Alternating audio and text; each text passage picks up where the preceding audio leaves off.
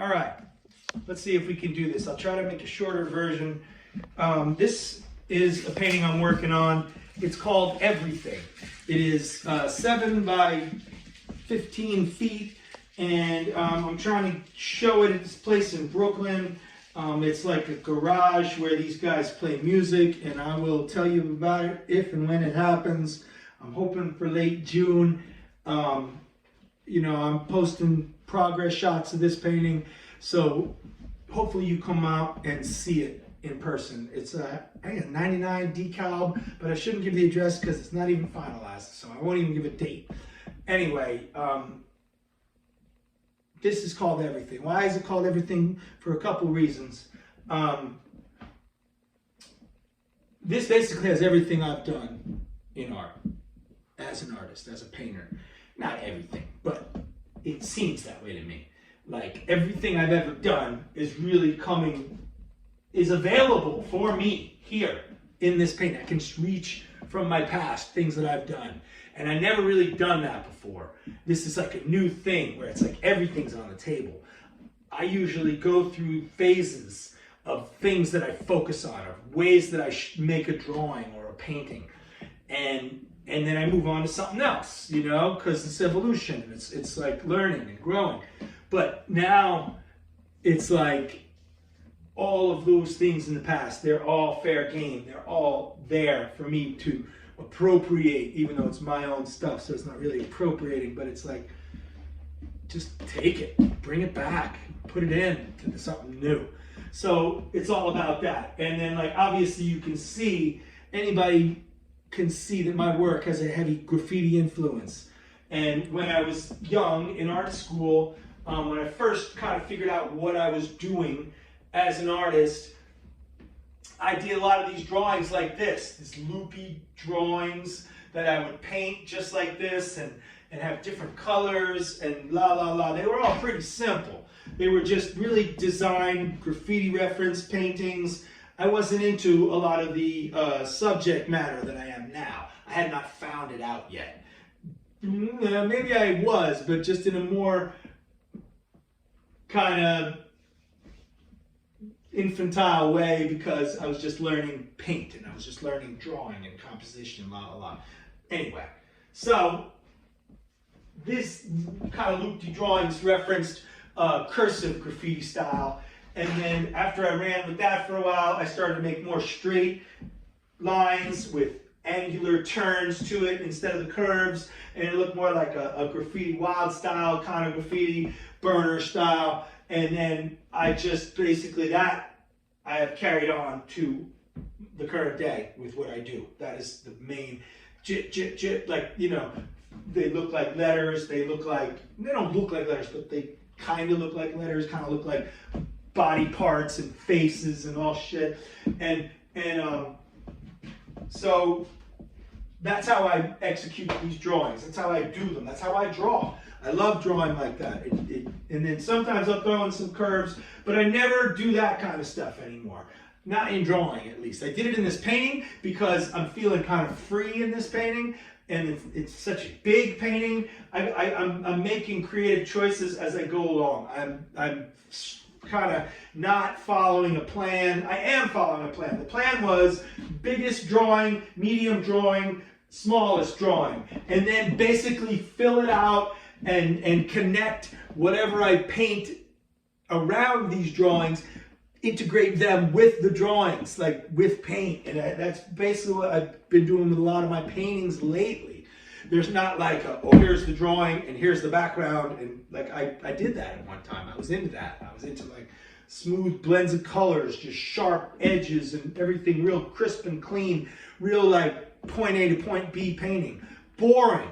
But now I'm like, you know, onto some new stuff where I don't even know what I'm going to do. Like I told you, I knew the drawings were going to be positioned in a certain place, and there's going to be some kind of reference to perspective, with this one being large, this one being medium, this one being small. That's going to be hard to pull off, but I don't really care because, you know, I'm going to do that. I do have a little bit of perspective stuff going on here with these lines, and I'm going to accentuate that more. and really pull that out as much as I can. But it's not going to be like, you know, like some 3-point perspective or, you know, 1-point perspective, you know, whatever, you know, it's like, it's just going to be a reference, you know. These are drawings. I don't care if it looks flat. It is what it is, you know. I'm going to try to make this look close and that look medium and that far away. But we'll see how it goes. I'm not that worried about it. What I did do, I did these drawings first, and then I did the black, came around this drawing with the black. I made roots on the bottom of this one, and I did these beams, these kind of straight lines that come out and divide the canvas, and then I would just no plan, no specific plan with this. And then this one comes straight out. Instead of going straight down to the bottom, oh, I'm going to curve it. I'm going to make it like funk and then integrate with this drawing. Oh, not going through there either. I'm going to loop around. I ad-libbed all that. And I think it came out pretty darn good. And then here goes the third one. So the top ones are just going off to the edge of the canvas. This one, no, I'm not going to go to the edge of the canvas here. I'm going to make these trees with this line, with this black line. And the trees are hugely important. They are the soul, my soul. My soul is a plant. This is what the Hermetics said. I've just heard, I listened to Terence McKenna videos, and he was talking about Trismegistus and how they mentioned the soul is a plant. And I love Stevie Wonder, and he's got Journey Through the Secret Life of Plants. I just love it. It's a great concept. And I felt it. I saw these plants. I saw that 3-branched, it looked like a sprout kind of thing, but I figured it as a tree of life kind of deal. And so I saw that clear as day. Clear as day. Like, it was up in my face, and I knew it was important. And I was going to make a triptych. I am going to make a triptych of the trees, but got to get the frames for those. But anyway, so I went off and I did those. This one I didn't know what I was going to do. I put roots on it. Trees, roots, the theme keeps going. And then, like, these curls, once again, that is the curl that I saw that meant something. These curls kind of reference that. They're obviously not that. They're more decorative in their function. But once again, they do reference that. They do reference that organic soul, that organic connection with nature. That's why, plants are conscious. I believe that. I believe animals are conscious. We are conscious. So we're getting into the what. What is this painting about? This painting is everything, right? I told you about the art side of it. The everything that I've ever done is in this painting. Great. So everything is also everything. The universe. Okay, so there's the physical universe, right? Great. Let's not get into the idea of it being finite or multiple universes. That's fine. I love those ideas. They're great, and I actually kind of believe in them. But what's the point of focusing on multiple universes when you just can't wrap your head around one? And it's great. I'm happy about multiple universes, but the physical universe, let's just take our physical universe. It's infinite. Let's just say it's infinite. Awesome. It's physical. It's actual matter and energy and all the other things that make up a universe. Physical matter,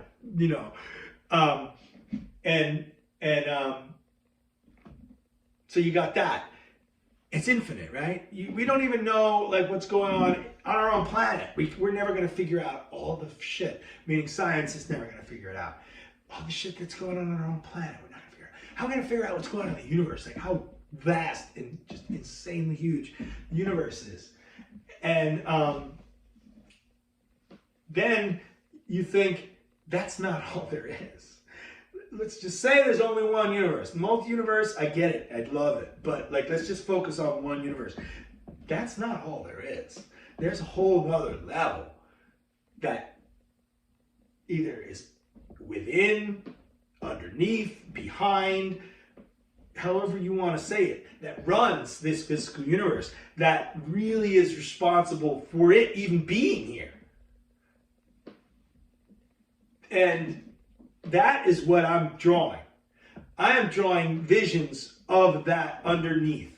I have seen shit like the nervous system of the physical universe. I felt it. It goes through me, of course. It goes through everything. So I just like to think that I'm in tune with it. I am perceptive and I pick up on it because I'm connected to it. Not just connected because everybody's connected. Everything is connected, but I'm connected consciously to it. That is what it is. It is consciousness.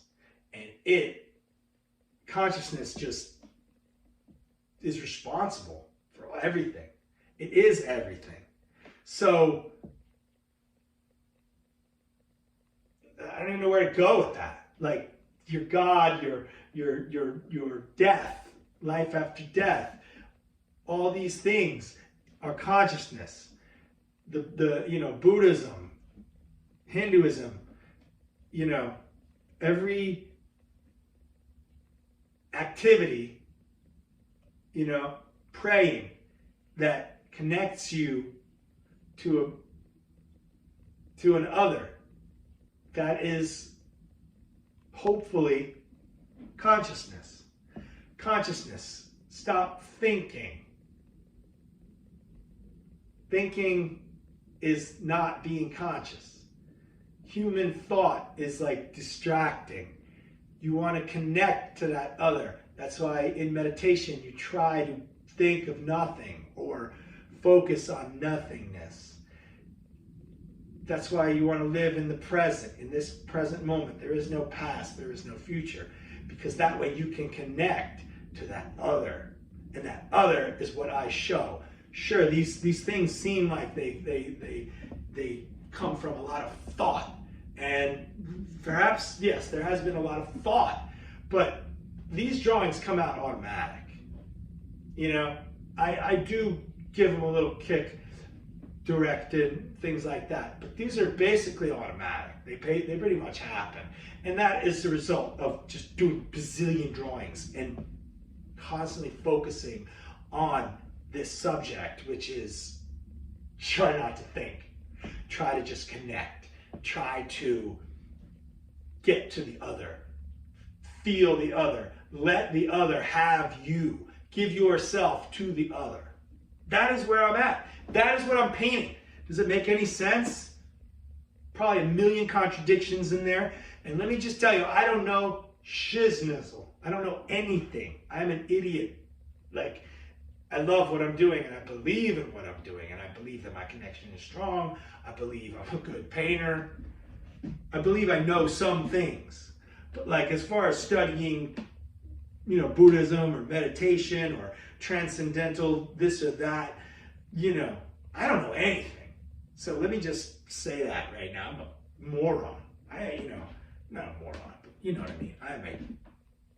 I'm not even a learned person in any way in those subjects, because I know so many people have read a gazillion books and studied with people and even studied the practice of different Buddhism and other religions under masters and whatnot.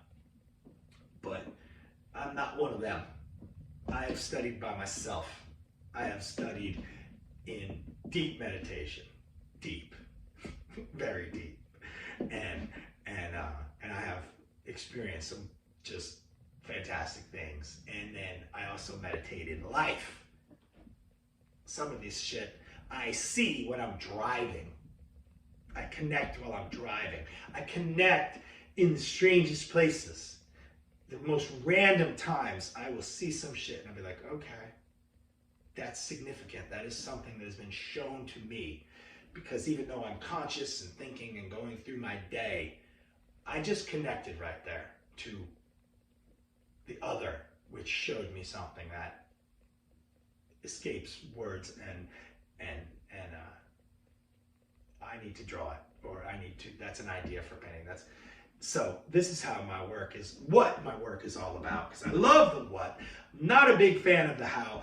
I can paint. You can see that. I can paint. I know colors. I know line. This is in progress, so this is messy. This is going to get a lot tighter. It's going to get a lot looser. I love painting. Lovey, lovey, lovey.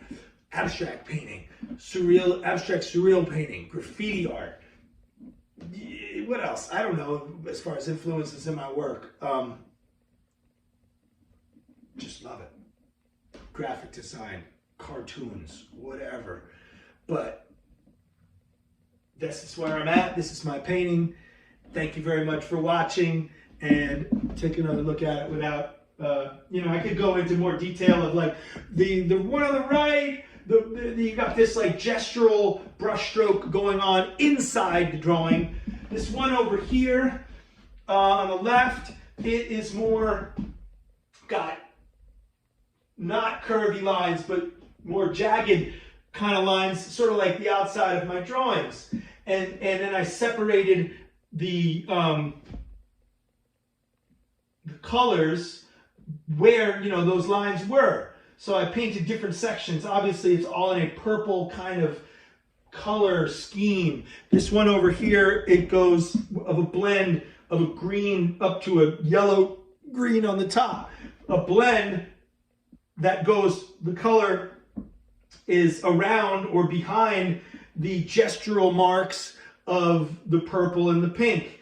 And, that green up here, this is more of like the drawing is the drawing, but the painting technique is like kind of more of like a figure painting type of, maybe like a like late post impressionist style, like a Fauve or a Van Gogh, late Van Gogh, where there's, or Cezanne I like very much, because he used like a flat brush, and like the brush strokes are very chippy. They look chippy. I don't know what else to say about it. And that's sort of what I was working with here. I didn't want them to be swervy and curvy. I want them to be like bit, bit, bit. And that's what I got here. I'm going to come back with this, some more yellow, probably a yellow outline. Probably going to come out of the purple outline here, and then dark purple on the outline, which I already have, but I'll go over it again. And that's going to work its way in. And then this one, I got to come up with something as far as the outline goes to make it nice and crisp, because this is crispy. That's crispy too. This is kind of looser.